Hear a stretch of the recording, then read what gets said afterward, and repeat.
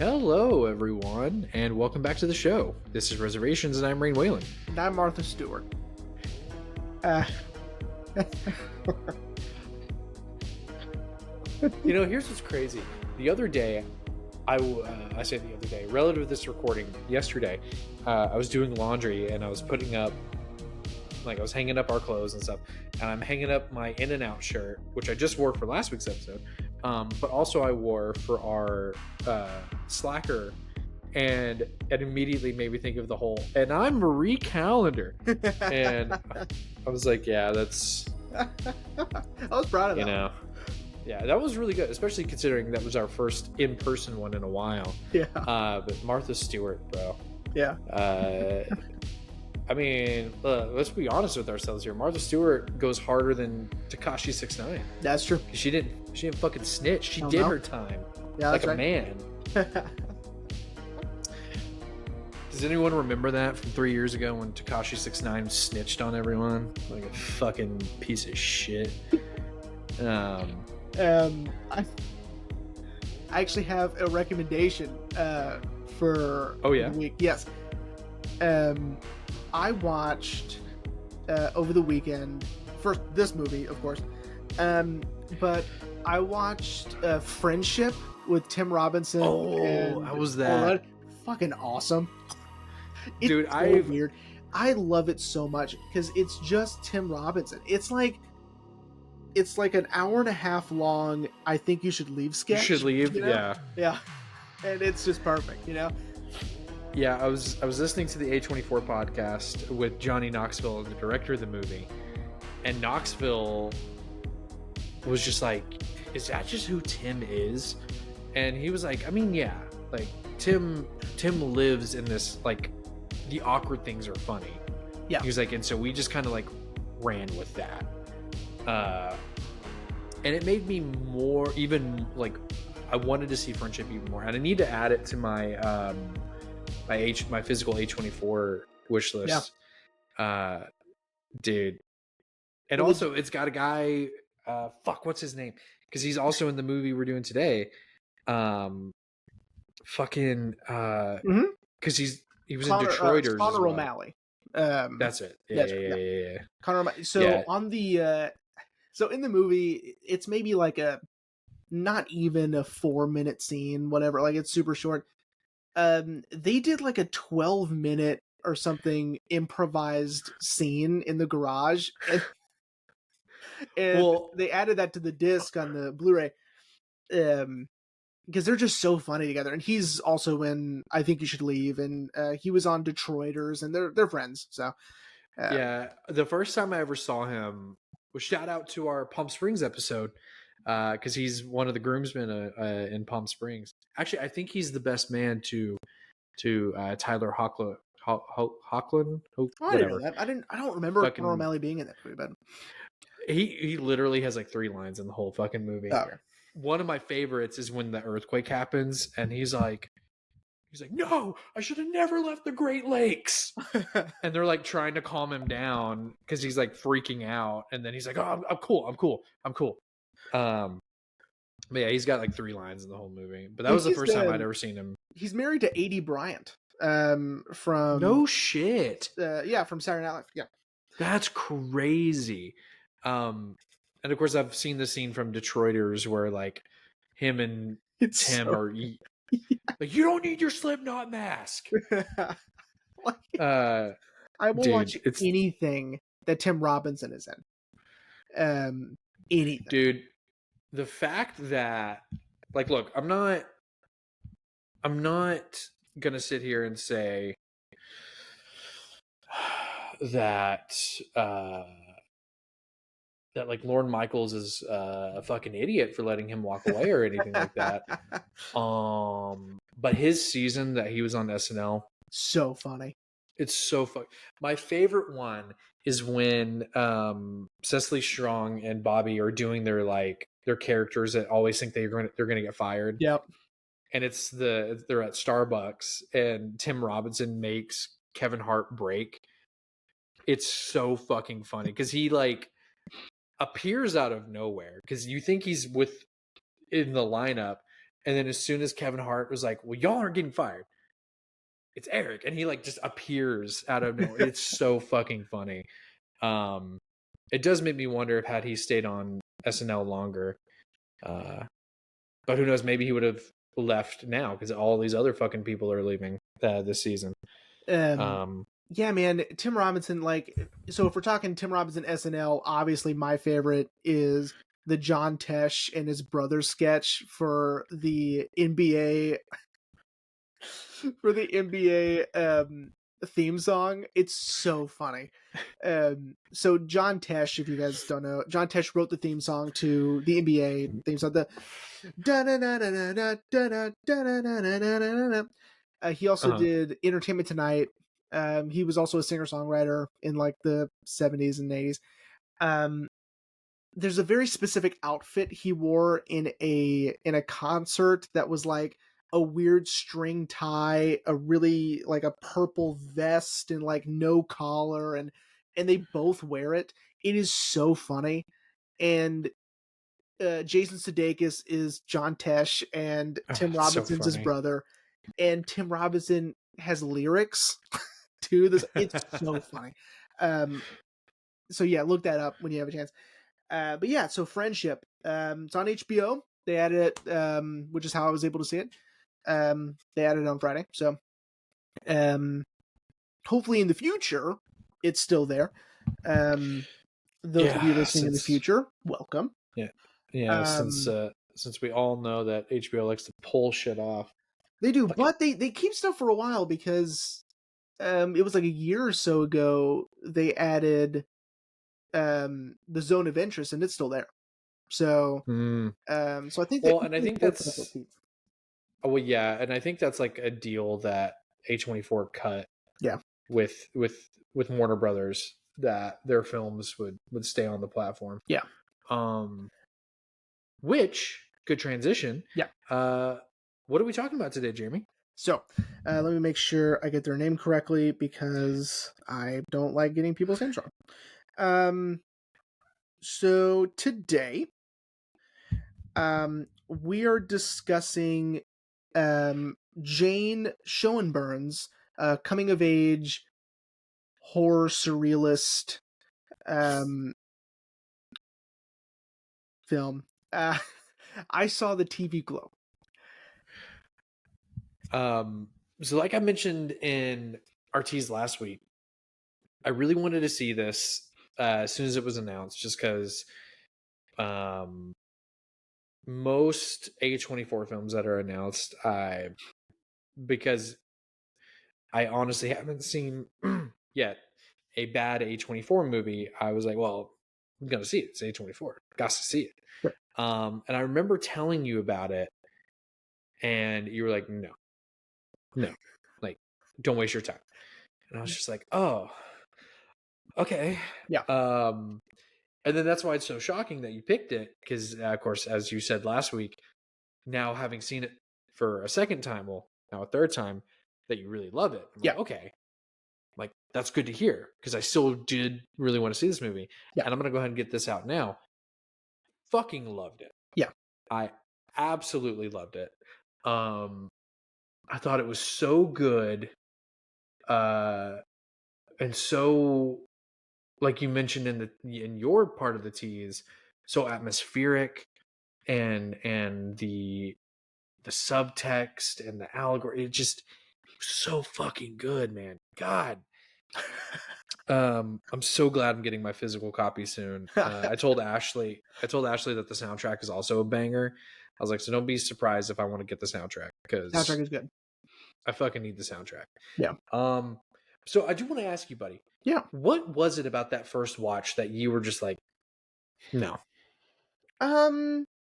It was, I think, mostly the performances. I think even the second go around, I think Justice Smith is pretty good. I think he's great. In this, I think it was just the character was, he was so pathetic. Like, he was so sad and so so unconfident, and it just I was like, oh my god, you know, um, Uh-huh. and I'm still kind of not sold on Jack Haven. I think their performance is fine. Obviously, I got over it because I love this movie, but the first go around was tough for me for their performance. I thought they were a little pretentious um, and I don't know, just not right for it. Maybe. Um, I mean, I don't really believe that now, but at the time, I wasn't super sold on it, and I enjoyed other aspects of it, but overall, I was like, I don't know. But then I couldn't stop thinking about it, and I would just think about the way it made me feel. I would think about just the sheer devastation of the ending, from my Mhm. perspective, from my interpretation of the ending. It's devastating and it's tragic and and you know me, I like that kind of stuff. Yeah. And I just couldn't stop thinking. I was like, man, the use of liminal space and the feeling of loneliness and isolation. Um, I really liked certain aspects of the storytelling. Um, the fact that he is so old and decrepit at the end and no one else has aged a day, you know, it's it's stuff like that that just really, had me revisit it. And I'm like, I gotta watch this again because I guess I'm wrong, you know? And I was Mhm. completely wrong. And I loved it so much more the second time. And yeah, and so I was super excited to talk about it for the show. So I'm glad. I'm glad. Yeah, because yeah, man. As we were talking about a bit off mic, um, I kind of slacked off, and I finished the movie today. Before I mean, long before we got started, which was why I'm glad it was only an hour and 40 minutes. But I watched about half of it at work on my lunch, and I was just so blown away. Um, and when I got home to finish the movie, I told Ashley like, "Hey, look, I think this movie's really great. Um, I love you. I'm not rewinding it. So if you have questions, ask them now."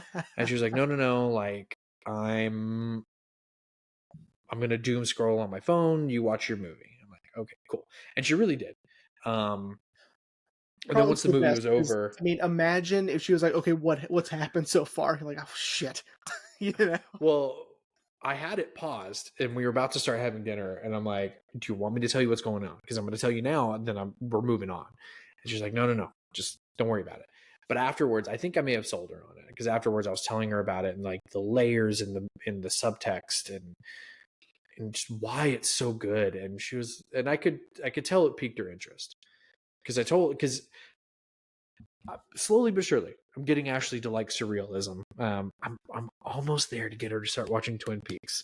Oh, right there, dude. Just right there. But I told her, I was like, this movie doesn't have a lot of surreal elements to it in if we're comparing it to Twin Peaks, except for the end, which I know we'll get to. But I could tell when I was describing it to her that she was like, okay, like So, maybe. Schoenbrun or Schoenbrun. Anyway, I think you're right the first time. I think you're Schoenbrun. right. Well, the R is before the U, so Schoenbrun it is. I saw a quote from them that they said that the movie is supposed to feel sort of like a dream or like a memory, sort of like Mm-hmm. looking back on your childhood, sort of a thing. Mm-hmm. Um, and so the surreal elements aren't really meant to be so much surreal as they are meant to just feel like a distant memory, Mm-hmm. which I like. Um, Yeah. I should probably hit them with that quick synopsis. Yeah. Yeah. Because Um, honestly, man, like, look, even though I like talking about the Beatles and that was a little hard last week, um, I I'm yeah. Go ahead. no, there's a ton here, thank God. Um, it's not just four. 20 somethings just being silly for 90 minutes. Um, okay. So the story follows mainly Owen. Owen is a very solemn, very lonely child. Um, he seems to kind of be isolated from his peers. He doesn't seem to have any friends. Um, and one day when he's going with his mom to vote, um, he is in the 7th grade. Yes. Um, he meets Maddie, and Maddie is reading a book, and this book is a episode guide to the TV show The Pink Opaque, which Owen is obsessed with, mainly because he's not allowed to see it, right? But he feels such a Mhm. connection to this TV show that he sees the ads and he's mesmerized by it. And at first, Maddie is pretty cold and distant to him, but once she realizes he's serious about, he really does like the show and he um, is interested in it, she warms up to him, invites him over to watch the show.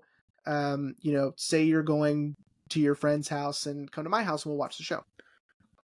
So he does, and he is completely blown away by this show. The show follows two girls, Isabel and Tara. They are psychically connected, and they fight these evil demons that are minions of the big bad, which is Mr. Melancholy. Um, and it's sort of like a teen, um, supernatural show, and he's just blown away by it, right? And so, Mhm. since he's not allowed to watch it, Maddie tapes them on VHS and gives it to him. And this goes on for years, right? Um, and so one day, Maddie says, you know, she just can't take this anymore. That Mhm. she's lonely. She feels isolated. She, feels so disconnected from everybody else, and that she's going to run away. And she invites Owen to go with him. And Owen doesn't go. Owen is scared. He admits to everything that he hasn't been seeing this friend for these few years. He's actually been sneaking out to watch this show and whatever. And Maddie disappears. Um, 8 years go by.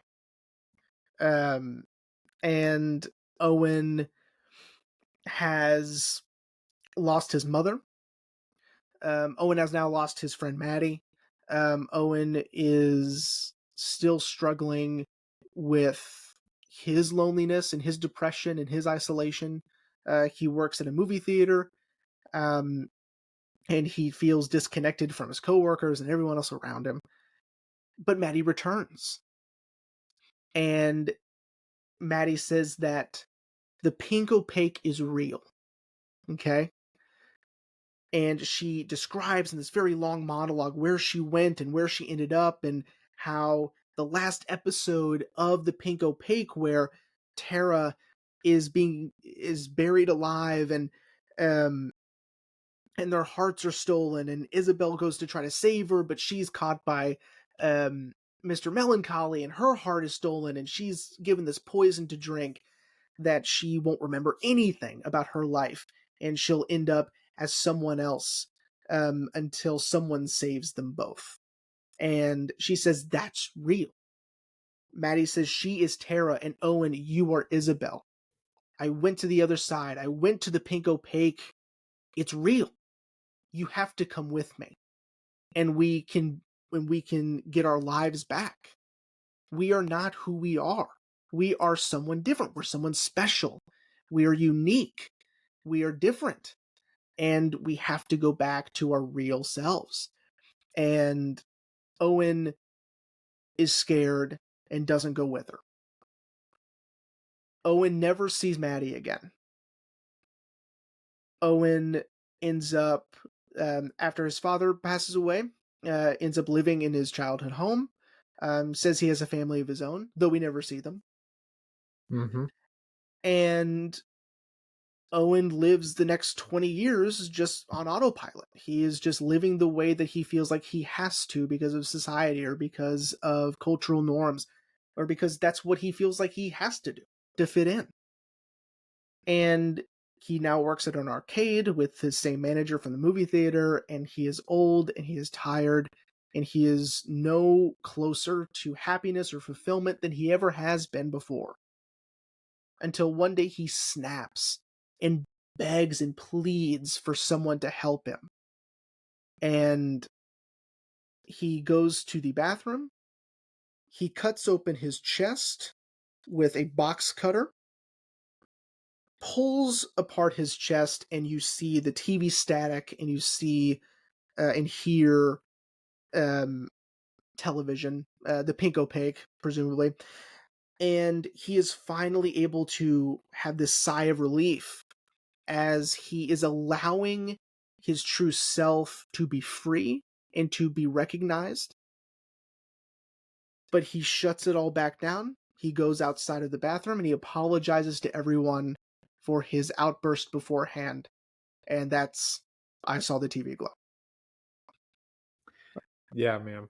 Yeah, like I said, this movie's got such layers to it. With identity, specifically that of queer and trans identity, but also identity of nostalgia, and growing old, and and also childhood trauma, and I think what Jane did was making it relatable, not just to one specific thing. Yes, the trans identity definitely is at the forefront, because of course Jane was going through their transition Mhm. while they were writing the movie, so that's definitely at the forefront. But you know like this whole altered reality kind of subplot, it could also be chalked up to childhood trauma, you know that Maddie, you could say that Maddie thinks that she found the pink opaque because it's an escape from this abusive childhood that she had. Mhm. um and I love all the layers, man. Everything is so good. Like, I have nothing intelligent to say right now. I got it all out. Um, um yeah, I mean, so obviously the trans allegory is there by, mhm. having their true identities be be suppressed and them having to live these lives that don't feel like it's theirs, right?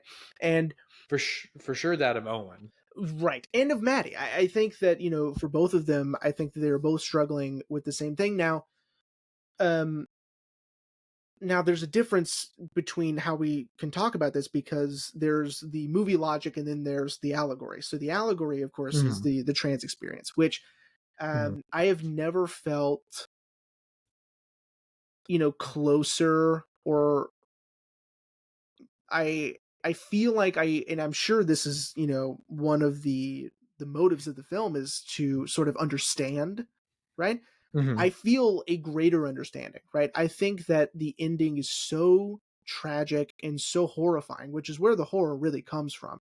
Is the just think about for a second, knowing the truth about who you are, and whether in the movie's logic he is this Isabel character, he is a part of this psychic duo that that fight evildoers and demons from Mr. Melancholy, or the allegory, which is you are this other person, you are this other gender, you are this other identity that you have to keep suppressed, or you feel like You have to keep it suppressed or else face ridicule and persecution from those around you. It is horrifying. So Mm-hmm.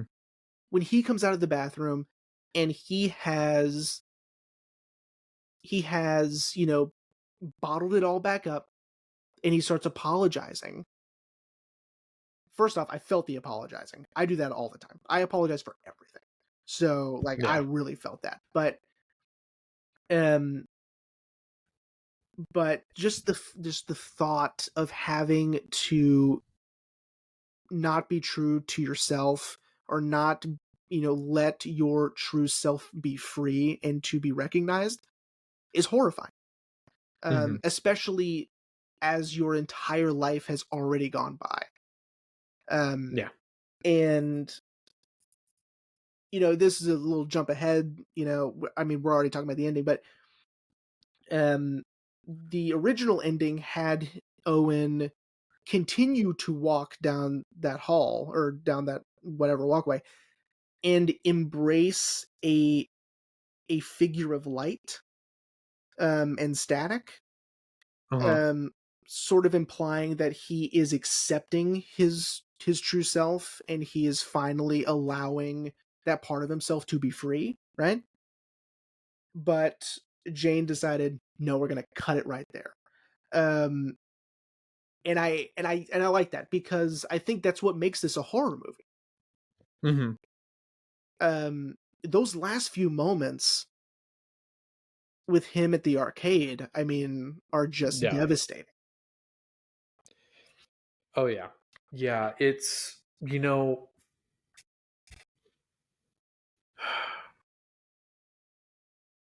yeah, it's so devastating that because it's a real fear that people, especially in the LGBTQ IA plus community, feel, which is I have to I have to suppress it. If I want to be accepted, I have to suppress it. Granted, I was gonna try to shine some optimism, but unfortunately, there is no optimism um, for them, especially right now. But but there are people out there that are very accepting and very welcoming, and you're safe here, and but there's still, and I think you're right that Jane made the right call cutting it off there. That Owen, knowing I am someone else and allowing himself to free that person, even momentarily, brought him happiness, but he chooses to suppress it. He chooses to not live authentically because he's too scared. And you're right. He is too scared. And he has And it been his is, whole life, right? yeah. Because, And it, when Maddie first decides to run away, he bails. He's like, yeah. I can't do it. Even though, what's stopping him, you know? Um, Mm-hmm. his parents are sort of not, I mean, he was kind of close with his mom, but she's Yeah. dying His dad and is Fred his Durst. I dad's Fred mean, Durst, you know? Um, so killer, man. It's so crazy he's in that. Anyway, um, and then when Maddie returns and wants to bring him back with her because it's Maddie, um, he bails again because he's mm-hmm. terrified. He's terrified of Yeah. what it would be like to be authentic, to Mm-hmm. live this life as someone else. It's too scary. What Mm-hmm. if, right? Yeah. Yeah. Because this life that's been in front of me for, uh, let's do the math, 21 years, um, is all I've ever known. And now you're asking me to leave this all behind and become someone new, even though this new person will probably give me the happiness that I've been looking for, you know, let me feel fulfilled and whole. Yeah. Um, he's too scared. And that's understandable. Sure. Fear is a powerful powerful thing, but you know, and I think that's what the film is trying to say, that like it's okay to be afraid. But here's worst case scenario. If you let that fear control you. Especially with, I love it that it's in the chalk that there's still time. Yeah. And because Jane not only put that there obviously for plot purposes, but also for everyone, Mm-hmm. for people who are afraid to move on from their childhood, from nostalgia, people who are afraid to be their authentic self. And it's so good, and it's so And the movie's nuanced. kind of full of, little little references to the trans experience, Mm-hmm. specifically. So I don't know if you noticed, but in the beginning of the film, when Owen is under the parachute, Mm-hmm. the I clocked parachute, that. yeah, the parachute is the colors of the trans flag. Um, when we have that tracking shot of Owen on his way to the dark room to go get the new VHS tape, on the bulletin boards that he's passing are certain mantras and slogans that you would see and hear during your transition. And so those are on the Mm. bullet. Right. Um, so there's little things like that, um, that are there, um, to subtly hint at the allegory of the film itself. Um, but let's say hypothetically, that someone listening to this podcast, doesn't support trans rights and they're a real piece of shit. Um, Yeah. you can technically, I guess, make the allegory anything that it would kind of still work. That, like, if the allegory were, anything that makes you feel isolated or makes you Mm-hmm. feel different and alone and insecure, I guess you can make that whatever you want. Yeah. Uh, but Yeah. that's not really the point of the movie. But Yeah. um, No. So I was watching a video after I finished the movie. Maybe you've seen the same video. Um, Hang on, let me look it up, because I for sure Future Rain better fucking credit her, because her video is great. It's from uh Amanda the Jedi, mhm. where she talks about the movie, and she brings up a lot of stuff that Jane said in interviews for promoting the film, and they said that they used the term hauntology, um, especially in reference to 90s nostalgia. Mhm. Because in the sequences when we have the actual show playing, the Pink Opaque, Mhm. I'm not going to lie, man, I was like, man, this reminds me of watching the Power Rangers as a kid and now looking back on it as an adult. Mhm. Especially when Owen is streaming it. Yeah. And I was just like, and he says how it feels cheap and not at all scary. And, seeing it from the view of an adult Mhm. changes it, because that's what nostalgia does. And there's that element, which, to jump off your point, that if you don't support trans rights and you're a big piece of shit, then I guess you could draw off that of childhood nostalgia, which there is that. Jane did want that to be part of it as well, but you know, the allegory of identity is the most prevalent thing of this movie, and I love that Jane interweaves that with this sort of altered reality, that you don't know if your reality is real or not. Yeah. I loved that, because it does make you, the audience member, think for a minute. that, okay, wait, like let's use movie logic. Maybe they really are these characters from this TV show, and the TV show is meant to be sort of like a window into their real lives. Yeah. Another thing, again, shout out to Amanda the Jedi, in the scene where Owen finds the scattered pages of the episode guidebook. I don't know how the fuck she figured this out, or if someone else figured it out, and so she just made sure to make note of it. The page that Owen is reading is about what's fucking happening. So more clues to that this reality that we're being presented with is potentially fake. Yeah. But again, I love that Jane wanted to combine that element with the element of identity, and specifically that of a trans identity. And I think it works so well. Yeah. No, I completely agree, because yeah, I don't even think it's a question that it's true that they are Tara and Isabel. I mean, that's what's happening, right? Yeah. In my mind. Now, I will ask you this, because I always felt that when Owen never sees Maddie again, okay? Mm-hmm. I always thought of it as Maddie, in movie logic, Maddie did go back and she is now Tara, right? Mm-hmm.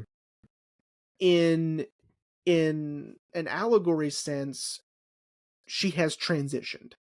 She has fully become her true self, and she has allowed her identity to reflect who she really is, right? Mm-hmm. And that's why Owen never sees her again. I did see another opinion where they think that Maddie kills herself. And sort of the allegory is, it's too hard. It's, it, without support, without, the, I guess just without support, that, she killed herself. And that's why Owen never saw her again. I don't really see it that way. I see it as, because Owen is the tragic one in this scenario, because Maddie has already done the hardest part, which is she has fully accepted herself, right? Mm-hmm. And so I always saw it as Maddie is a success story. Leaving Owen behind is what I always thought. But no, I agree, because I would agree with that theory if we didn't get Maddie's return. If Maddie never comes back into play, then I would have agreed with that.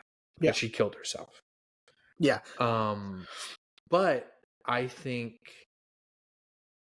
that's why Jane had Maddie come back, was to show us she's already been to the other side. Yeah. She has already accepted herself. In the allegory sense, she's accepted herself.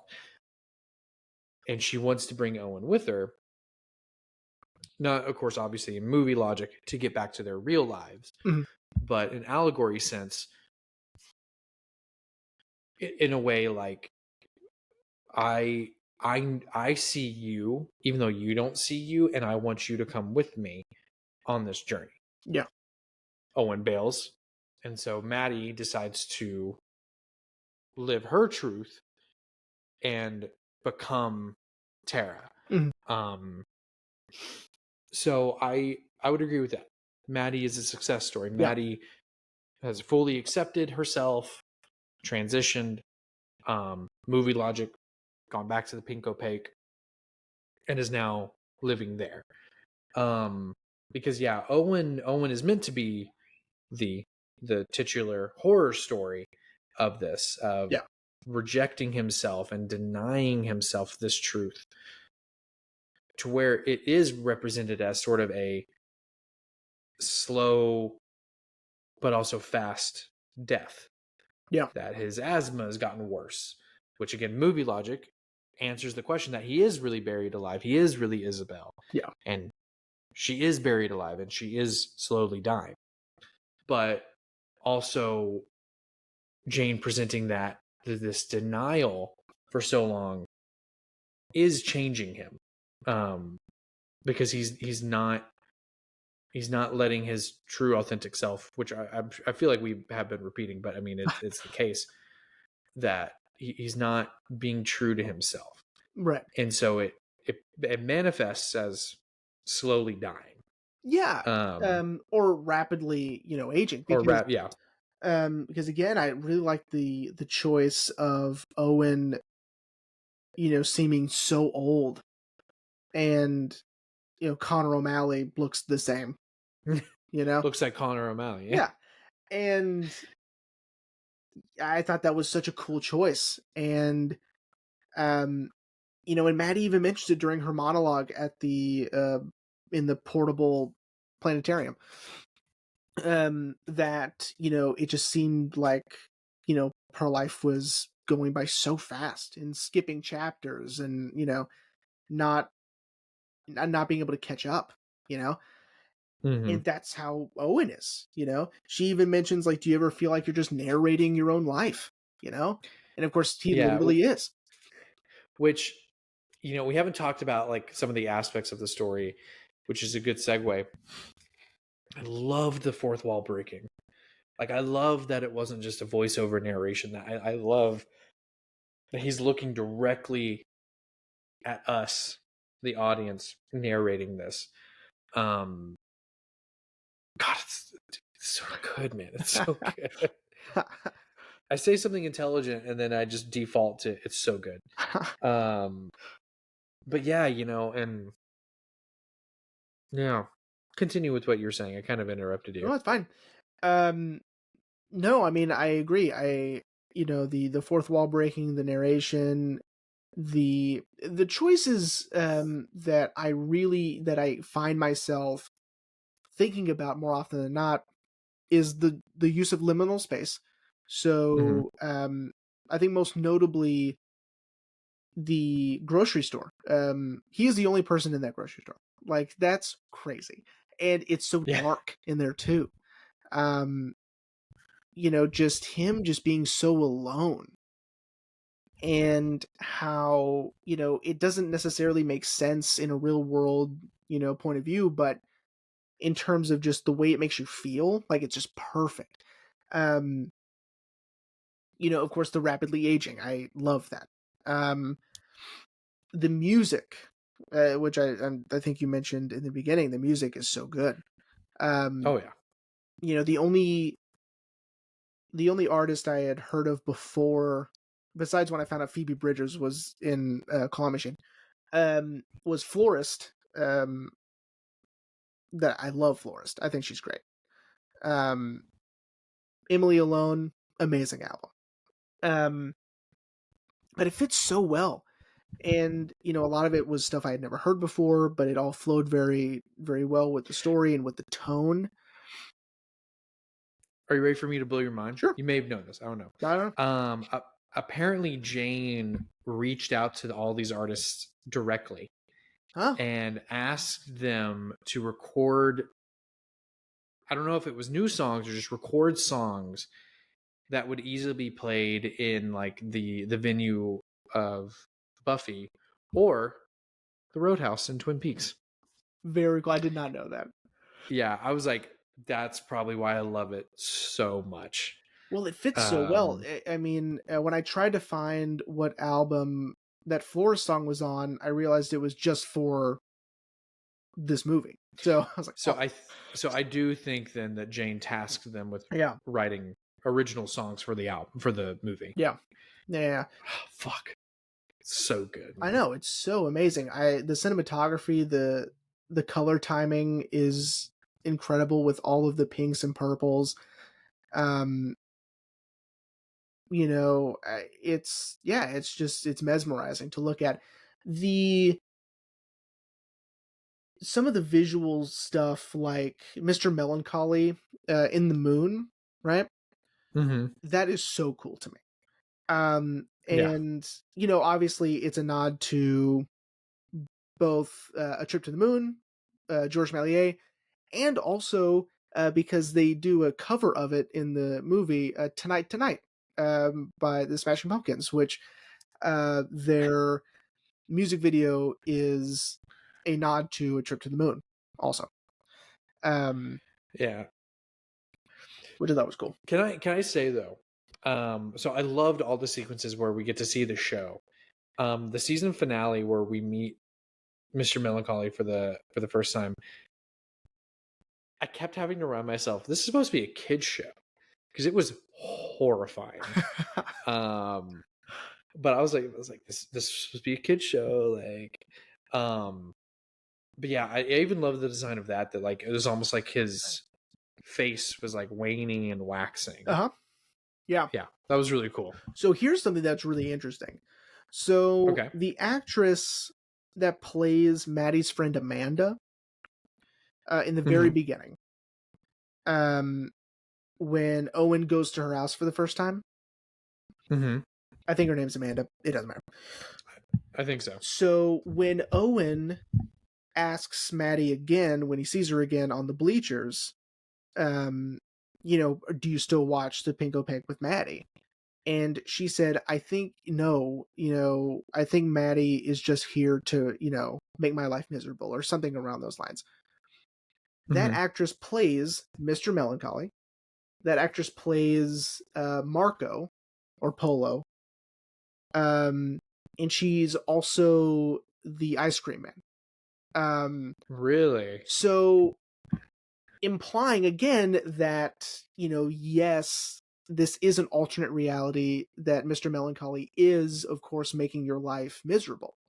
And of course, it makes perfect sense in movie logic, because if that were the case, then yes, this is why their lives are so depressing and they're so suppressive and isolating. And I thought that was a cool choice to have this actress play all those characters, even though you wouldn't even notice. Which I thought was cool. Yeah, especially with having them in, makeup. And by the way, Marco and Polo, scary. They freaked me out. They truly horrific. Yeah. I feel like Lynch would have been proud with the level of makeup that they used. Oh, I know. And the hair and beard making a crescent moon, amazing. Great choice. I thought that was so Yeah. I don't know if you read or not, but apparently this is only part 2 of a trilogy that Jane has planned. I have seen her first movie, their first movie. My apologies. I've seen We're All Going to the World's Fair. That's another one I need to revisit. If that is part 1 of the trilogy. Yes, that's part 1. Yeah. It's such an interesting concept. We're All Going to the World's Fair. It's this girl who, it's another movie of just loneliness and isolation, but she is playing this elaborate role play game online, and it just consumes her. And it just shows like how insidious the internet can be, and how it can really possess and infect your mind and your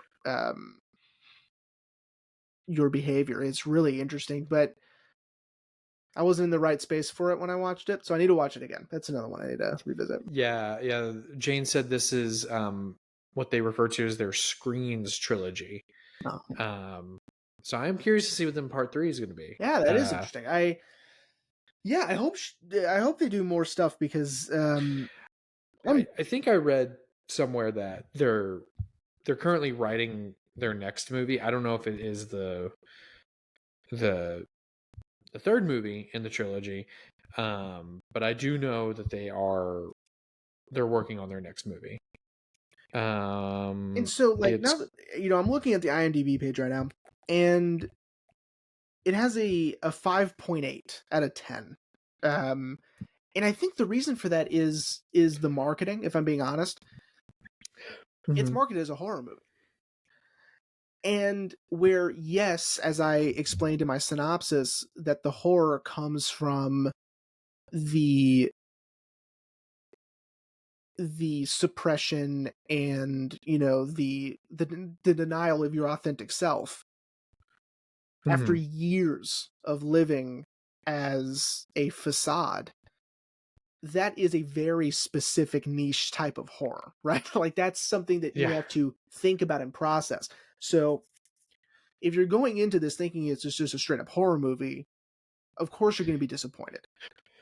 Yeah, yeah, that video from Amanda, yeah, she brings that up too. That the trailer is a bit misleading. Yeah. And she was like, "So I urge you before you watch my video, don't watch the trailer. Just go into the movie. Just go watch the movie. Like, or if you want to watch my video first, that's fine." But she was like, "It just don't watch the trailer, or you're going to get the wrong idea about what kind of movie this is."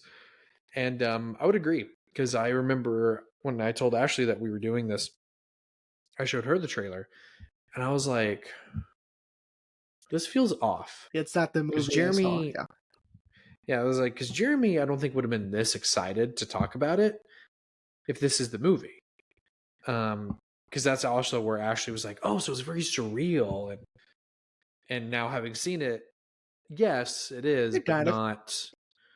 not in the way the trailer presents the movie as being surreal. Right. Yeah, the marketing made it seem, you're right, a little more surreal, a little more, you know, horror coded, as the kids would say.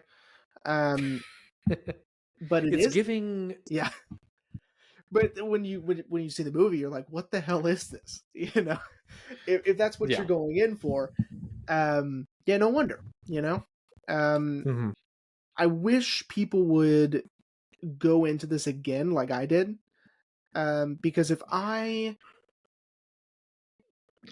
had just brushed it off and and just said whatever, I didn't like it, I'm not gonna watch it again, then I wouldn't be able to experience the emotion that I got watching it the second time, which is how it's supposed to be. Um, Hmm. Yeah, because I did get pretty emotional. No tears, but like as soon as the credits rolled, I was like, "Holy Jesus!" I mean, Like, oh my God. when he screams out for help, I mean, you feel it. You know, Yeah. he is so desperate to drop this mask. Um, and he doesn't even know it. Like he has suppressed it for so long, and that he is just living this life, and the choice that we don't see his family is perfect. Um, Hmm. again, because we are focused on on sort of you know him separating himself from everybody. Um, so him just being by himself all the time. That's what we need to understand the story. But um, even him just mentioning he had a family is just so bizarre too. Like, um, I was gonna say I almost didn't believe him when he was like, "I even have a family of my own, and I love them very much." I was just like, "I don't believe you. yeah, I don't believe you," because he immediately the sort of half smile he's got drops almost immediately as he drags that TV inside. Um, yeah, it was almost like he's trying to keep up appearances for the audience. Like, oh yeah, no, no, no. Like I have a family, and I love them very much. You yeah, know, um, yeah, which is again the back third of this movie is just utterly devastating. yeah. Um, because I know we talked about it, and I'm not gonna double down, but we're literally watching this person deny who they really are for the sake of appearances and fear. Yeah, I mean this movie is like surprisingly probably one of my favorites of last year, which, um all because I gave it a second chance. I feel like I need to like go back now and watch other movies that I kind of didn't not hated, because there's no changing that. Like there are Yeah. movies Oh that yeah. there's whatever. But movies you maybe movies you wrote off too quickly. Yeah, or like lukewarm too. Maybe I should revisit some that I'm like, you know what, I'll give that another shot or whatever, because this, I mean, really paid off in a big way. Oh yeah. Yeah. And I think that's such a great thing for me, having never seen it and getting to go into this blind and just absolutely loving it, and you know what, I really love Justice Smith. I think he's a tremendous actor. I've seen him in a lot of stuff. I don't think I've seen him in much, if I'm being honest. You probably haven't seen some of the other movies I've seen him in, like Detective Pikachu. I think I saw that. I think I saw Detective Yeah, Pikachu, if I'm being honest with you. he's the son. He's Right. Yeah. And I saw Dungeons and Dragons. I don't. I was gonna say, yeah, he's in Dungeons and Dragons. I saw there was another one of his. I saw. I mean, the first movie I ever saw him in was Jurassic World: Fallen Kingdom, which was a fucking disappointment. But I think he's so fantastic. I think he. Oh, I was like, there's something else I've seen him in. It's because I confuse it for a movie because it plays like a movie. There was a game he did where he mocapped himself, face and voice, called The Quarry. It's got David Arquette. Oh fuck. Sam Raimi's brother, Ted Raimi's in it. Got it. Ethan Suplee's in it. Okay, cool. I like him.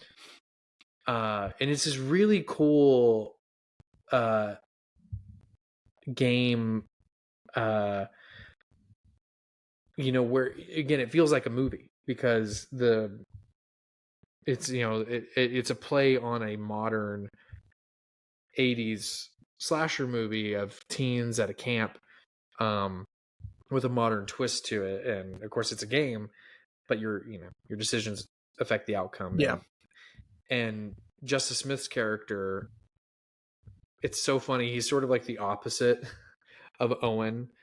He's like the dark and broody guy who listens to podcasts,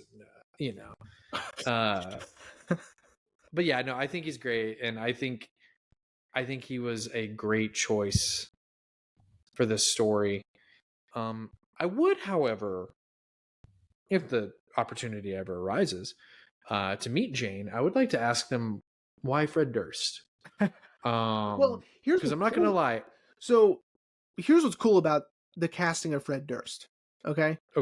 Is that it proves he at least doesn't hate trans people. like he's cool with them. Like, it made me feel like, oh, okay, so he's not like a complete piece of shit, Like, yeah, he just ruined music from the late 90s to the early 2000s.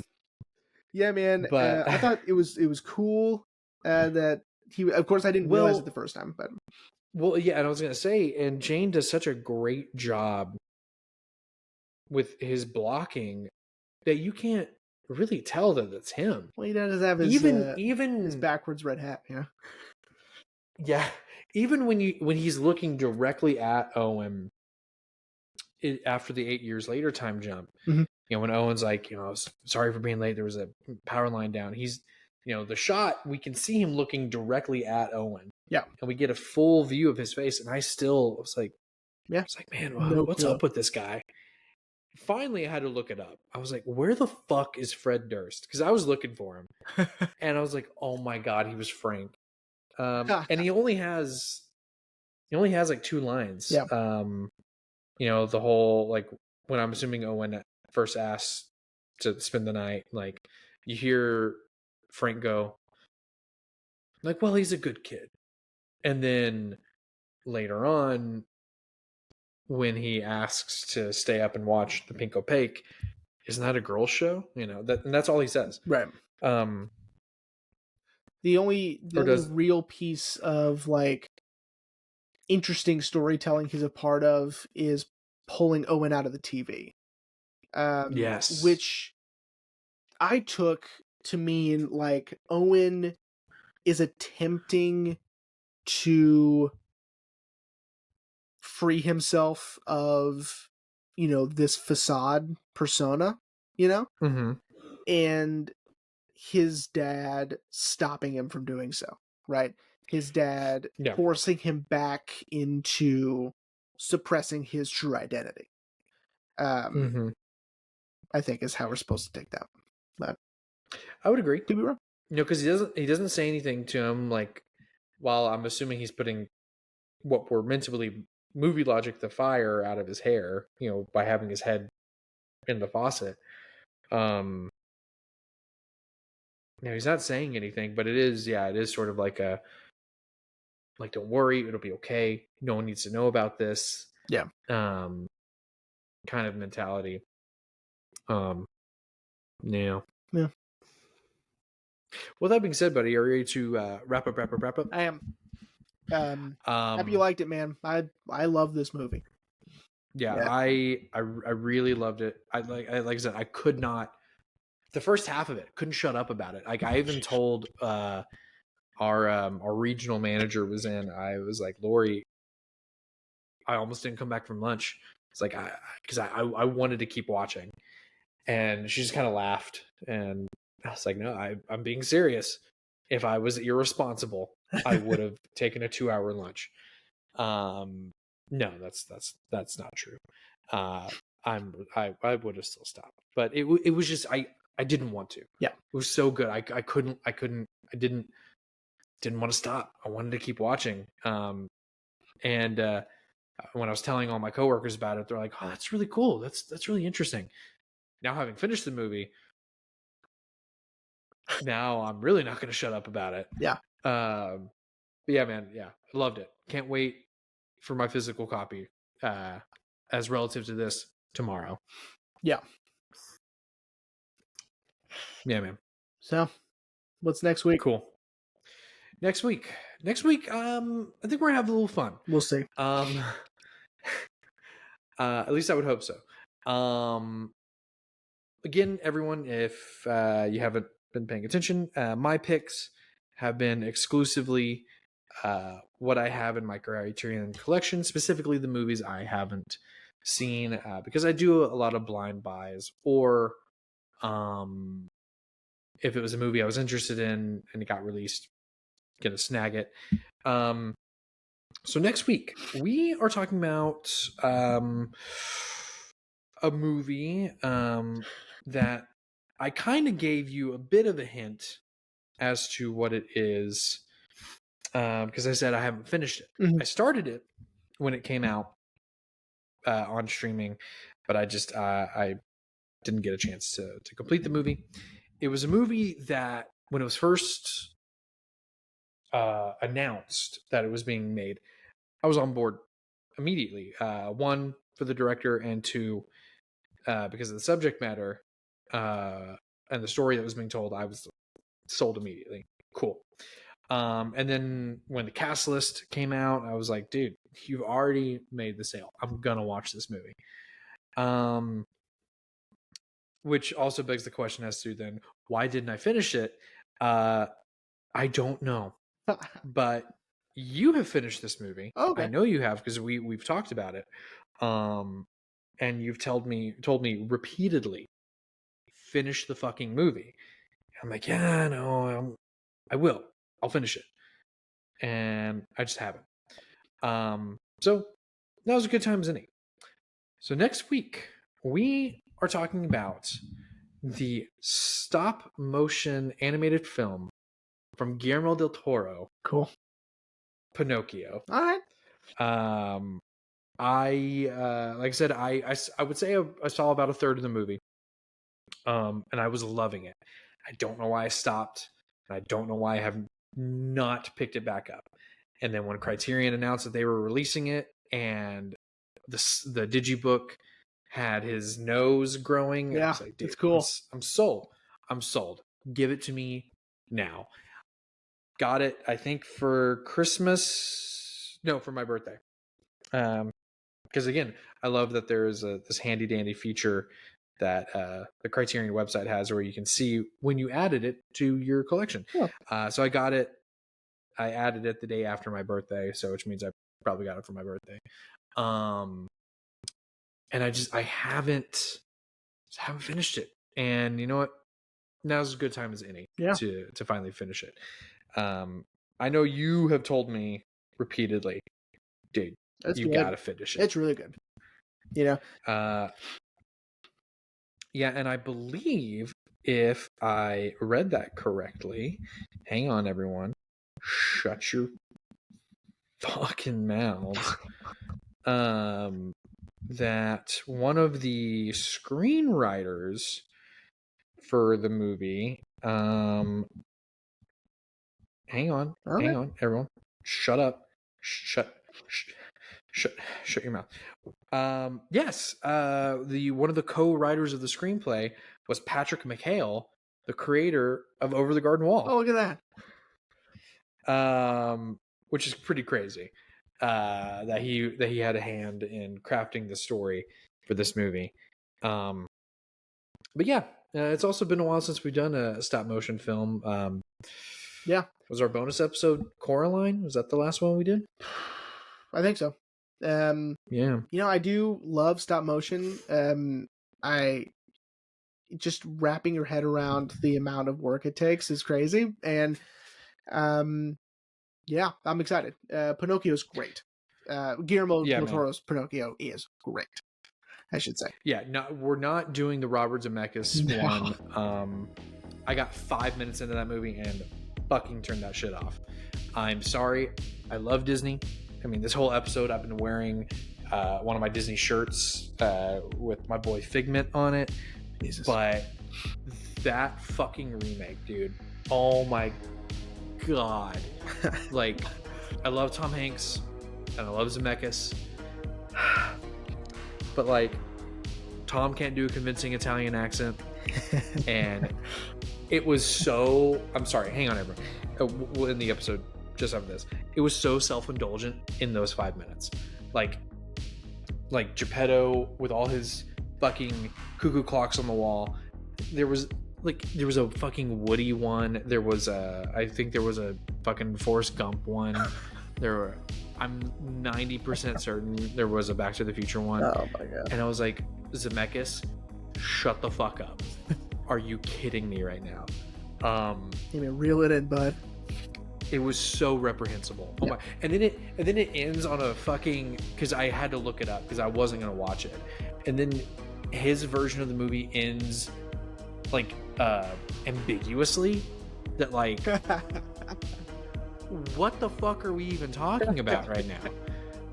They got. So I'm glad. Swallowed by the whale. Credits roll. What? Like, wait, what? What are you talking about? Well, yeah, dude. So thank God Guillermo was like, we're going to do this differently. And what if we're going to have it was under Stalin fascist Italy? Which immediately is way more so compelling. Cool. It's so much more interesting. Yeah. Yeah. But cool, man. Yeah, I think we're going to have fun next week. Yeah, for sure. Yeah. All right, everyone. Well, we hope you enjoyed this episode on I Saw the TV Glow, and we will see you next week for Guillermo del Toro's Pinocchio.